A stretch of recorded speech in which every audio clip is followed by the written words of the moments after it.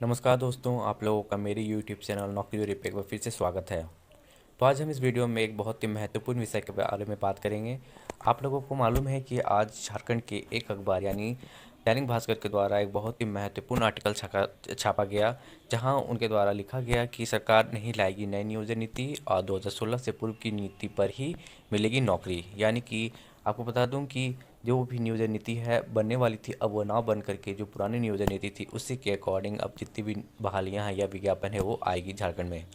तो आज हम इस वीडियो में 3 विषयों में बात करेंगे। सबसे पहले कि नई नियोजन नीति नहीं आएगी, अब पुरानी नियोजन नीति के द्वारा ही जितनी भी विज्ञापन है या फिर नियुक्तियां वो की जाएंगी। दूसरी बात कि जिस प्रकार से रघुवर दास जी के सरकार के समय नियोजन नीति लाई गई थी और उस नियोजन नीति को 3 फरवरी 2021 को रघुवर सरकार जी के द्वारा वापस कर ले लिया गया था, उसे रद्द कर दिया गया था। तो क्या जितनी भी नियुक्तियां प्रभावित हुई थी इसके कारण, जैसे कि एक्साइज कांस्टेबल, स्पेशल ब्रांच तथा एएनएम की नियुक्तियां, क्या उन नियुक्तियों को भी वापस बहाल किया जाएगा या नहीं किया जाएगा।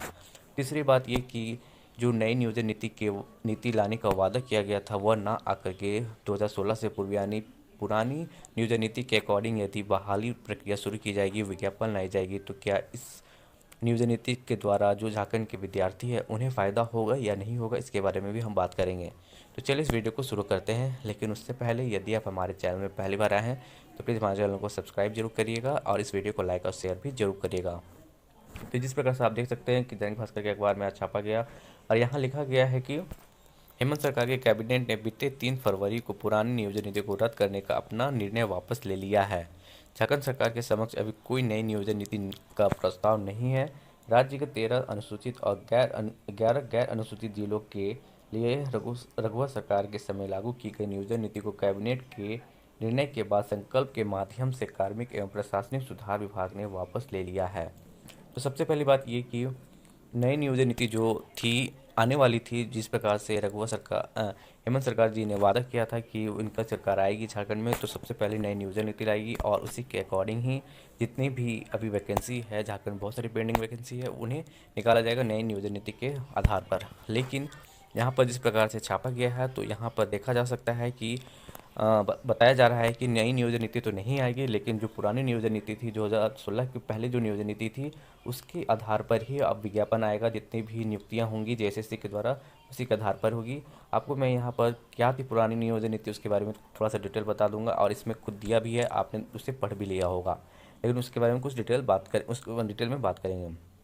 उसके अलावा यहाँ पर आपको बता दूँ कि जिस प्रकार से 3 फरवरी को नियोजन नीति को वापस लिया गया था और रद्द कर दिया गया था और फिर बहुत सारे वैकेंसीज़ को भी रद्द किया गया था, तो आपको बता दूं कि फ़िलहाल उसके बारे में यहाँ पर कुछ भी डिटेल नहीं दिया गया है कि उन नियुक्तियों को फिर से बहाल किया जाएगा या नहीं किया जाएगा, या फिर एक्साइज स्पेशल और एएनएम की नियुक्तियों को रद्द कर दिया गया है। तो इन तमाम चीज़ों को भी क्लियर करना झारखंड सरकार के लिए बहुत ही महत्वपूर्ण है, क्योंकि इन तीनों नियुक्तियों से बहुत सारे विद्यार्थी जुड़े हुए हैं और वे लगातार इस चीज़ की मांग कर रहे हैं कि उनकी नियुक्तियों को रद्द ना किया जाए।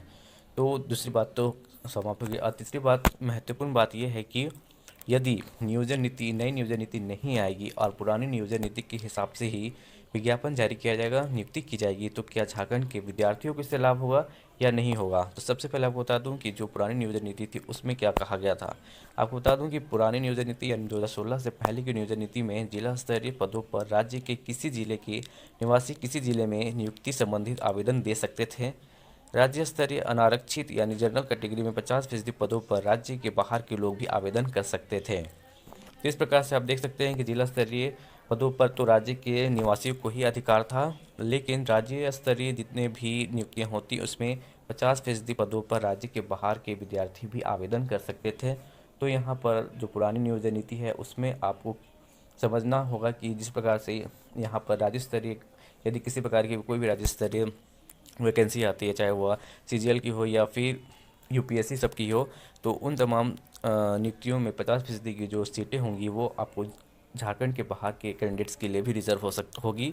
और उसी के मद्देनज़र आपको बता दूं कि झारखंड में जो भी नई नियुक्तियां होने वाली अगर उसके हिसाब से होगी तो फिर यहाँ पर झारखंड के विद्यार्थियों को थोड़ा लॉस जरूर होगा, क्योंकि झारखंड के विद्यार्थियों को फिर बहुत ही ज़्यादा टफ कंपटीशन मिलेगा झारखंड के बाहर के विद्यार्थियों से, और फिर यहाँ पर जो नियुक्तियों का जो लेवल है वो बहुत ही ज़्यादा हाई हो जाएगा। तो यदि नई नियोजन नीति नहीं आती है तो झारखंड के विद्यार्थियों को थोड़ा लॉस ज़रूर होगा, और उसका लॉस खामियाजा जो है झारखंड के विद्यार्थियों को उठाना पड़ेगा। तो इन तमाम चीज़ों के बारे में आपका क्या कहना है? क्या आप चाहते हैं कि नई नियोजन नीति आनी चाहिए, ना कि पुरानी नियोजन नीति के हिसाब से ही जो विज्ञापन है या फिर वैकेंसी है या बहाली उसे निकाला जाना चाहिए? आप हमें कमेंट करके जरूर बताइएगा। इसी के साथ मैं इस वीडियो को समाप्त करता हूं। अगर आपको वीडियो अच्छा लगा हो तो वीडियो को लाइक और शेयर जरूर करिए। हमारे चैनल में पहली बार आए हैं तो प्लीज़ हमारे चैनल को सब्सक्राइब जरूर कर दीजिएगा। धन्यवाद।